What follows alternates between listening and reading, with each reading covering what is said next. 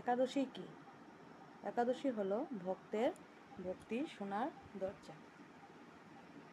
একাদশী মানে শুধু না খেয়ে থাকা নয়, যে আমি সারাদিন কিছু খেলাম না, উপোস থাকলাম, আমার একাদশী হয়ে গেল, তেমনটা নয়।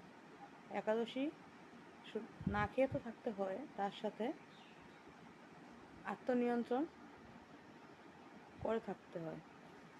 একাদশীর উপবাস মানে আত্মনিয়ন্ত্রণ।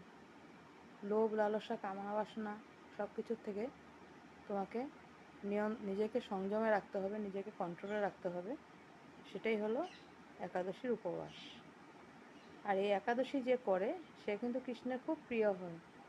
আর একাদশীর যেদিন উপোস করে সবাই, যারা করেন তারা কিন্তু খুব তাড়াতাড়ি কৃষ্ণের কৃপা লাভ করেন।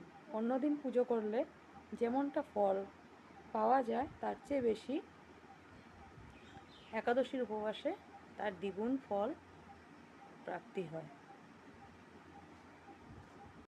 আর একাদশীর করলে একাদশীর পুণ্যে একজন ভক্তের বহু জন্মের পাপ নাশ হয়, সে তার পাপ থেকে মুক্তি পায়।